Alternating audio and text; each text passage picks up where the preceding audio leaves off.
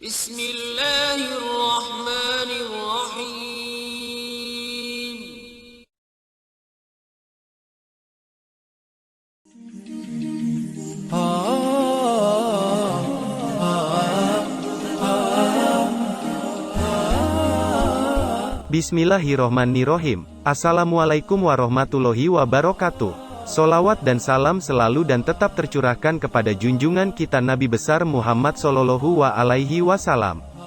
Harapan dan doa saya, semoga saudaraku semuanya selalu diberikan kesehatan, dilapangkan rezekinya, diampuni dosa-dosanya dan dipanjangkan umurnya. Amin, ya Rabbal Alamin. Khalid bin Walid adalah sahabat Nabi Muhammad Shallallahu Alaihi Wasallam yang dijuluki sebagai Saif Allah al-Maslul atau pedang Allah yang terhunus. Julukan pedang Allah itu diberikan berkat kejeliannya dalam bidang militer dan ahli taktik perang. Sebagai ahli militer, Khalid bin Walid menjadi salah satu panglima perang Islam yang tak terkalahkan sepanjang karirnya. Ia menjadi panglima perang militer Islam dari era Nabi Muhammad Shallallahu Alaihi Wasallam hingga Khalifah Umar bin Khattab. Nama asli Khalid bin Walid adalah Abu Sulaiman Khalid ibn al-Walid ibnu al-Mughirah al-Makhzumi. Ia lahir pada tahun 585, atau sekitar 17 tahun sebelum masa pembangunan Islam. Ayahnya adalah Walid bin al-Mughirah, pemimpin subsuku Bani Makhzum yang masih bagian dari suku Quraisy di Mekah. Sedang ibunya bernama Lubabah binti Al-Harith. Sesuai dengan tradisi kaum Quraisy pada zaman itu, Khalid yang baru lahir dikirim ke sebuah suku Badui di gurun. Ia dirawat oleh ibu angkat hingga dia menginjak umur 5 atau 6 tahun, sebelum dikembalikan ke orang tuanya di Mekah. Khalid termasuk dalam keluarga dekat Nabi. Pasalnya, bibinya yang bernama Maimunah adalah salah satu istri Nabi. Dalam budaya Arab saat itu, seorang anak lelaki dianggap sebagai ksatria dan pemimpin sejati apabila cakap dalam seni berperang. Hal ini yang mendasari Khalid bertekad untuk menjadi seorang ksatria yang hebat di tanah Arab. Dorongan dari sang ayah dan keluarga besarnya yang merupakan tokoh terkemuka di suku Quraisy juga menjadi dasar Khalid untuk mendapatkan kedudukan terhormat. Saat mempelajari seni bela diri dan peperangan, ia dengan mudah menguasai teknik memanah, berkuda, dan memainkan pedang. Selain itu, ia juga memfokuskan diri pada taktik militer. Bakatnya ini semakin terasah berkat ketekunan dan latihan keras yang ia lalui. Khalid tumbuh menjadi orang yang berani dan mahir dalam bidang militer. Pengetahuannya mengenai taktik perang pun menakjubkan. Kecakapan Khalid pertama kali dibuktikan dalam Perang Uhud. Pertempuran antara pasukan Islam di bawah pimpinan Nabi Muhammad Shallallahu Alaihi Wasallam ini berhasil dilumpuhkan oleh Khalid yang memimpin pasukan Quraisy. Nabi Muhammad Shallallahu Alaihi Wasallam selalu berdoa agar Khalid memeluk Islam. Terlebih lagi, ia tumbuh menjadi seorang pemimpin prajurit yang berpengaruh. Ketika pecah perang Khandaq pada tahun 627, Khalid ditugaskan untuk membunuh Nabi Muhammad Shallallahu Alaihi Wasallam dan hampir saja berhasil menjalankan misinya. Setelah perang Khandaq berakhir, Khalid menerima surat dari saudaranya yang telah dahulu memeluk Islam. Dalam suratnya, saudaranya menceritakan bahwa Nabi Muhammad Shallallahu Alaihi Wasallam memuji kekuatan dan kecerdikan taktik militernya. Khalid sangat tertegun dan langsung menemui Nabi Muhammad Shallallahu Alaihi Wasallam di Madinah. Ia pun masuk Islam saat itu juga. Setelah resmi memeluk Islam, Khalid kembali ke Mekah dan mengumumkan akan ikut bersama Nabi Muhammad Shallallahu Alaihi Wasallam.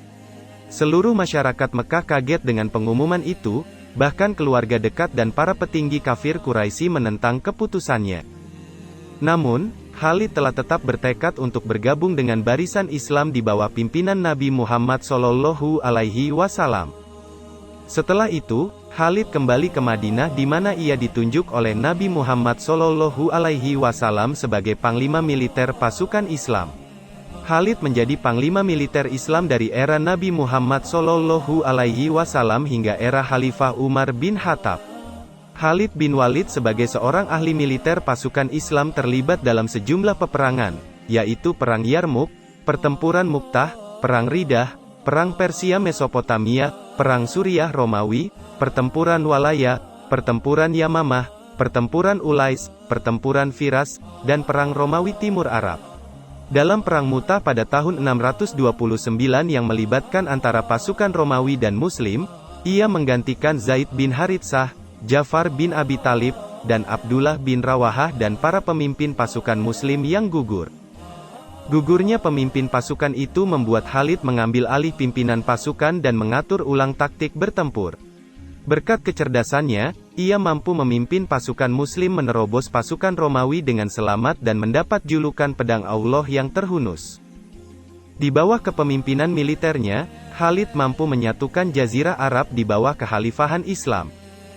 Khalid memimpin pasukan dan tak terkalahkan dalam beberapa kali pertempuran melawan Kekaisaran Bizantium, Kekaisaran Sasaniyah, dan sekutu-sekutunya.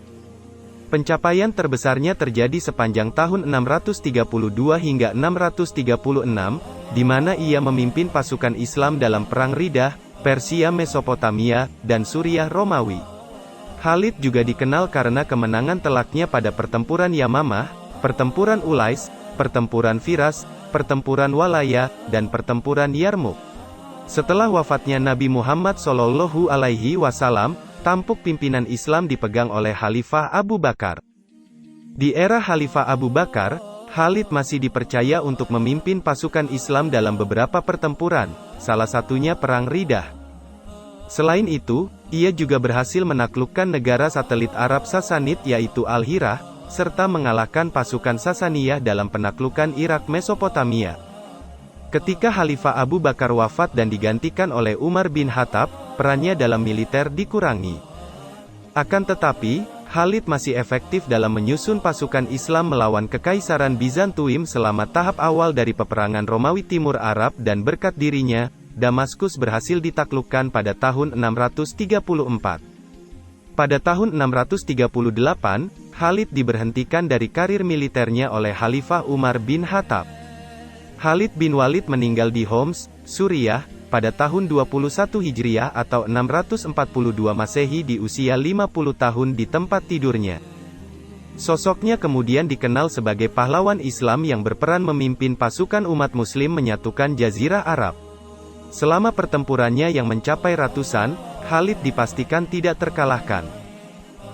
Sahabat beriman yang dirahmati Allah, begitulah kisah kehebatan Khalid bin Walid, pedang Allah yang terhunus dalam perang yang hampir tidak terkalahkan sama sekali.